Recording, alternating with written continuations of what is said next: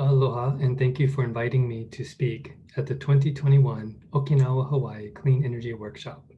My name is Scott Glenn, Chief Energy Officer of the state of Hawaii.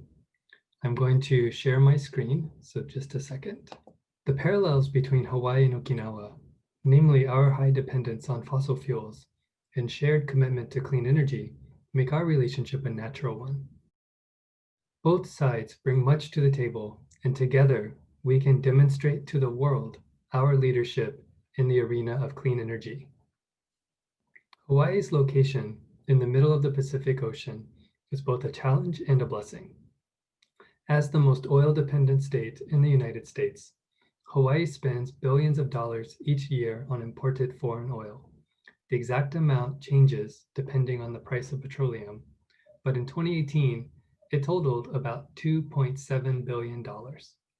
This takes a serious toll on our economy, business, and residents' way of life. We also have the highest electricity rates and the highest gasoline prices in the nation. Hawaii residents pay an average of 32 cents per kilowatt hour for electricity, according to the latest data from the Energy Information Agency. That is about 2.5 times the national average. But Hawaii's concerns are not just economic. Like the Ryukyu Islands, much of Hawaii's population lives in coastal areas. This makes the people of Hawaii very aware of the effects of climate change, global warming, and sea level rise. Fortunately, Hawaii has taken an aggressive approach to dealing with these challenges, and the Hawaii State Energy Office has a key role in this effort. Hawaii's energy needs are met by a combination of renewable and non-renewable energy sources, as shown in Figure 1. Even with the progress Hawaii has made in renewable energy, petroleum still accounts for 84% of the state's energy use. Renewable resources supply 11% of the energy needs, while coal makes up 5% and natural gas less than 1%. Many people are not aware of the relatively large quantities, expense, and emissions from these imported fuels. As shown in Figure 2, the amount of fossil fuel imported into Hawaii exceeds the amount of any other product imported into the state. Hawaii's imports of more than 6 million tons of petroleum products, and coal, which accounts for 57% of the total tons of cargo imports through ports in Hawaii. As the only state still primarily relying on oil-fired electricity generation, and with a significant demand for jet fuel, Hawaii is more oil dependent than any other state. There are several key drivers of Hawaii's clean energy transportation. Hawaii's Renewable Portfolio Standard, or RPS, is helping transform the state's electricity sector. Hawaii was the first state in the US to set a 100% RPS for electricity sales by its utilities. I'm pleased to report that Hawaii is meeting its interim targets under the RPS statute. The RPS was at 29.8% at the end of 2019 and is on track to hit the target of 30% at the end of 2020. Because of the reporting lag, we won't know the official 2020 numbers until this spring. Hawaii is also doing well in energy efficiency, which is measured under the state's Energy Efficiency Portfolio Standard, or EEPS. By the end of 2017, Hawaii had achieved an estimated 2,560 gigawatt hours of electricity savings through efficiency and conservation measures. That represents more than 50% of the 2030 goal of reducing electricity demand by 4,300 gigawatt hours. To address climate change, Hawaii has set a carbon negative target for greenhouse gas emissions by 2045. That means Hawaii's target is to sequester more greenhouse gases than we emit. The state statute establishing this clean economy target is supportive of Hawaii's commitment to the Paris Climate Agreement and is specifically relevant to the ground transportation sector, which is a major contributor to greenhouse gas emissions. We are fortunate in Hawaii to have progressive legislation and policies to guide our clean energy transformation.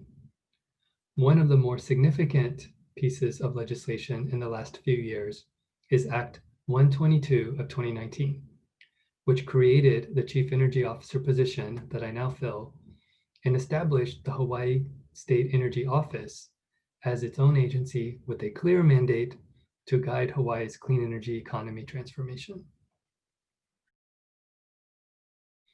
The Energy Office is focused on the following top priorities as the critical path to a resilient, clean energy economy: energy assurance and resiliency, renewable energy deployment, energy efficiency, clean transportation, stakeholder and community outreach and engagement, and data analytics.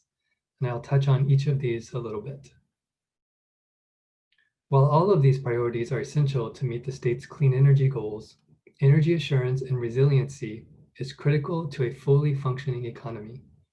HSCO's, the Energy Office, our top priority is to ensure the continued availability and delivery of reliable fuel and electricity energy to support the economic recovery and meet the demands of a growing green economy.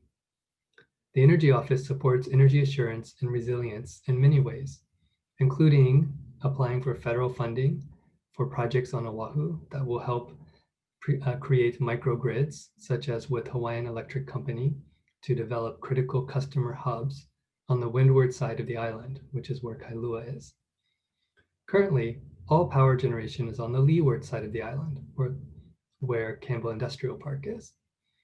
The entire windward side of the island is served by 3 transmission lines that carry the electricity over the Ko'olau mountain range, such as the one pictured in this slide. The Energy Office's energy assurance responsibilities also became our focus during responding to the COVID-19 pandemic. The Energy Office developed a national best practice for keeping energy workers safe during the early days of the pandemic and working with stakeholders to address issues supporting critical infrastructure workers in the energy industry. The Energy Office is prioritizing support for renewable energy projects that will replace existing coal-fired power generation and limit negative impacts on communities while advancing the state's decarbonized economic growth. The near-term focus is the replacement of 180 megawatts of capacity for a coal-fired power plant on Oahu and replace it with solar PV plus battery storage. The project is a substantial undertaking and is dependent on the successful deployment and operation of 17 such solar plus battery storage projects and 3 standalone battery projects over the next few years, as well as the continued use and expansion of rooftop solar and home energy storage systems. As I will mention later, the communities that will be affected by these large-scale projects must be engaged early in the development process. Hawaii is blessed to have a large supply of renewable energy resources, including wind, solar, geothermal, biomass, and in the future, ocean thermal and wave. Rooftop PV is by far the largest renewable energy resource in Hawaii, but utility-scale solar will help Hawaii on its upward trend thanks to the solar plus storage projects I just mentioned. You will notice that the red line in this chart representing geothermal went to 0 in 2019 due to the state's only geothermal power plant being shut down by a lava flow. The geothermal plant is now back online, so we should expect to see geothermal power resume its place in Hawaii's renewable energy portfolio this year. The State Energy Office continues to support energy efficiency as the most important foundation for a clean energy economy. The concept of energy efficiency first shows the understanding that it is generally cheaper and more resource efficient to avoid using a kilowatt hour than it is to generate or purchase a kilowatt hour. Efficiency first requires no new land, no new power plants, and is the foundation of the Energy Office's programs, projects, and practices.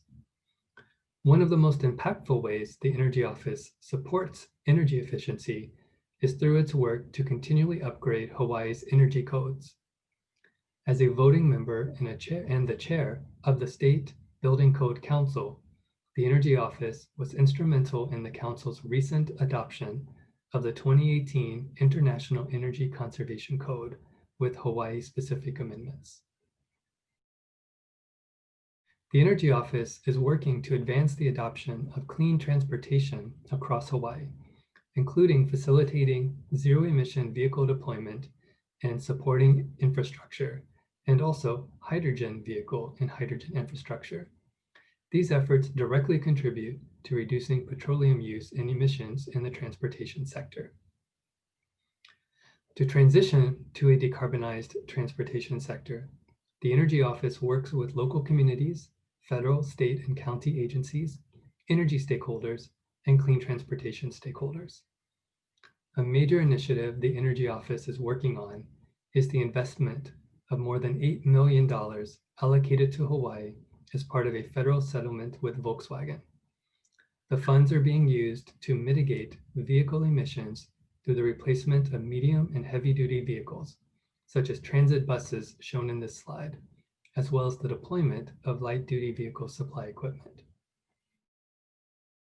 The Energy Office is prioritizing a more comprehensive public clean energy education, outreach, and engagement program, which is critical to achieving the Energy Office's broader mission to promote energy efficiency, renewable energy, and clean transportation. In order to increase living wage jobs, capital investment in energy efficiency and renewable energy projects, access to energy efficiency opportunities, and decarbonize the economy, the Energy Office must have the support of the broadest audience possible.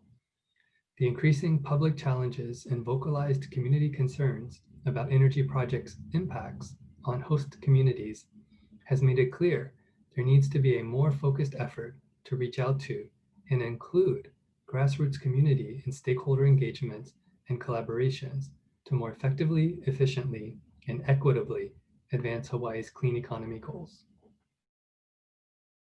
The Energy Office is working to both improve the quality and accessibility of Hawaii's energy data and present it in a way that is easier for energy stakeholders and policymakers to understand. Accessible, reliable, high-quality data undergirds all efforts to achieve a resilient, clean energy, decarbonized economy.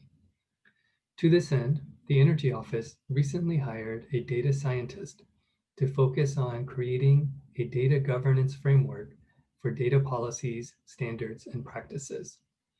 By improving the quality and accessibility of our data, the Energy Office can better monitor and track progress towards state energy and climate goals.